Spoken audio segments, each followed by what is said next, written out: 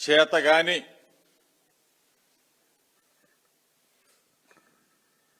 పరిపాలన చేతగాని ఒక మాటలతో మాయ మాటలతో మభ్యపెట్టే చంద్రబాబు నాయుడు ప్రభుత్వం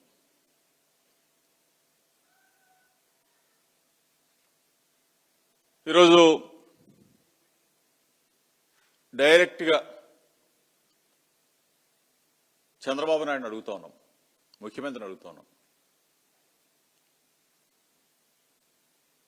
కృత్రిమ కొరతతో మీరు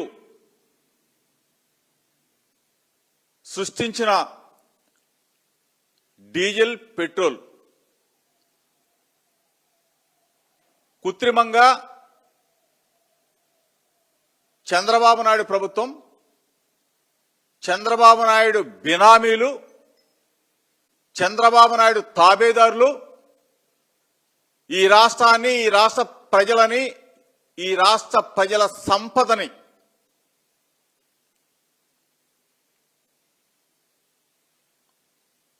ఆఖరికి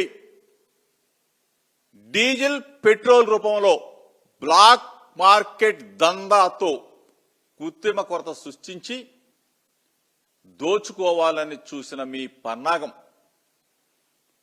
భారతదేశంలో ఏ ఒక్క రాష్ట్రంలో అయినా ఈ పరిస్థితి ఉందా చంద్రబాబు నాయుడు అని అడుగుతా ఉన్నా.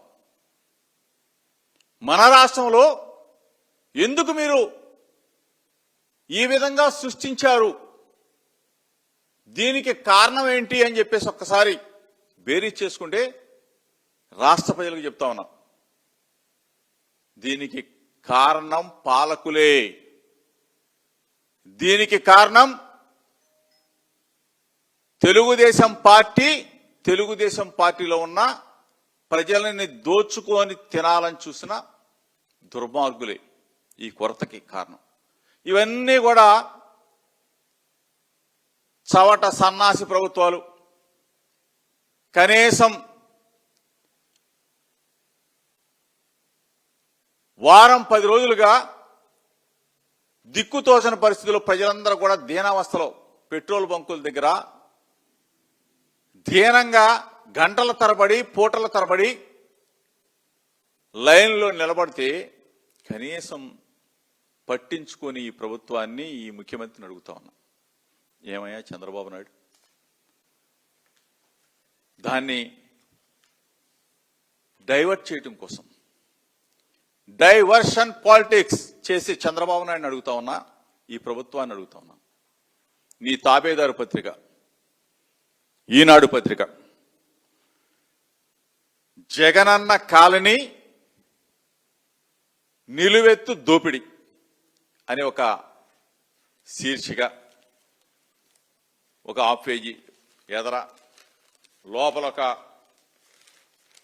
ఫుల్ పేజీ మొత్తం.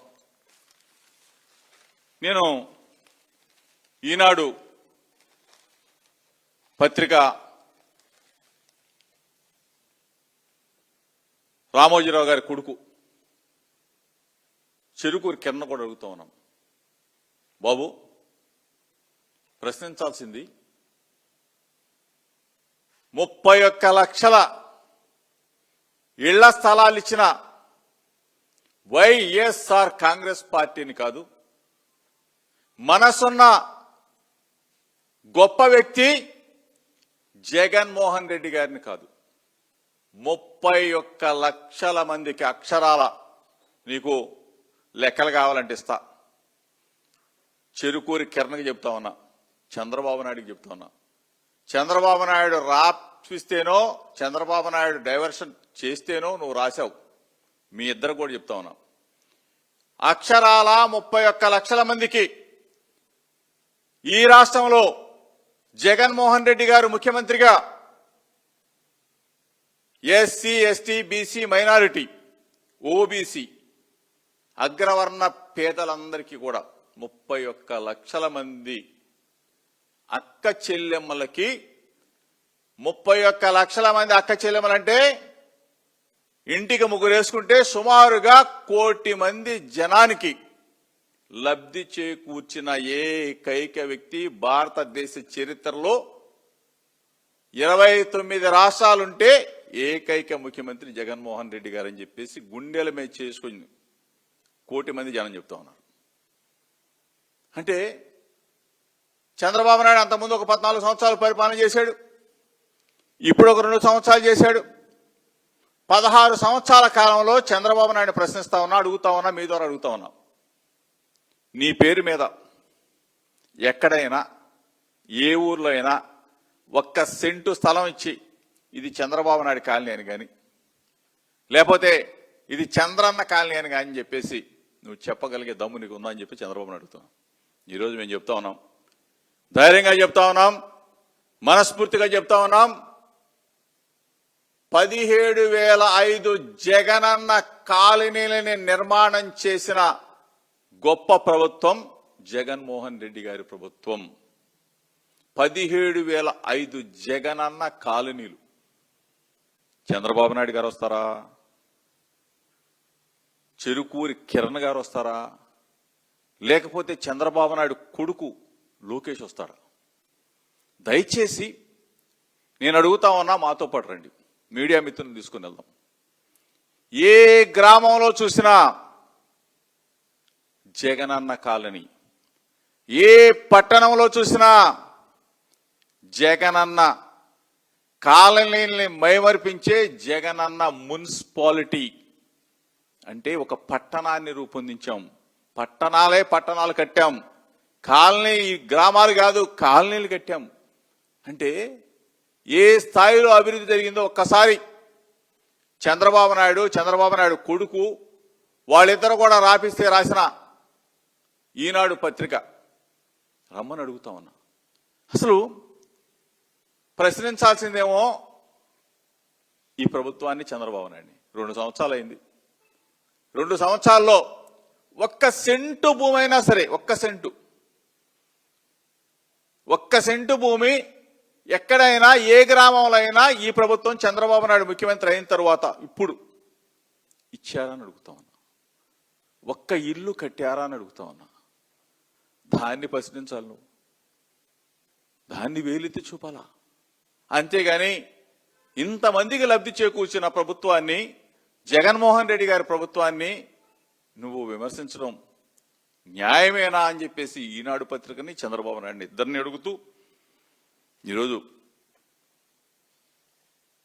5 సంవత్సరాల కాలంలో 17,005 లేఅవుట్లు, అంటే జగనన్న కాలనీలు రూపకల్పన చేసి శంకుస్థాపనతో పాటు శంకుస్థాపనలు చేయటమే కాదు, ఈ రోజున బ్రహ్మాండంగా నివసిస్తూ ఉన్నారు.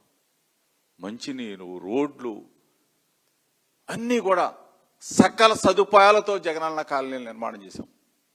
వాటిని మెరుగుపరచాల్సిన చంద్రబాబు నాయుడు ప్రభుత్వం ఈ రోజు కూడా 17,005 కాలనీలుంటే ఏ ఒక్క కాలనీలో కూడా 1 రోడ్డు కూడా వేసిన పాపాన పోల, ఏ ఒక్క కాలనీ కూడా మంచినీటి దాహార్తిని తీర్చిన పాపాన పోల. అంటే ఎంత దిగజారిపోయారు మీరు. నిన్న కాక మొన్న 30వ తారీఖు అనుకుంటా నెల్లూరులో సుళ్ళూరుపేట పెద్ద పండగ చేశారు. నువ్వు కట్టావా? చంద్రబాబు నాయుడు గారు అడుగుతాను, చూసి మీ ప్రభుత్వం కట్టిందా? నువ్వు కట్టావా? మేము కట్టిన కాలనీలు, మేము కట్టిన టిట్కో ఇళ్ళని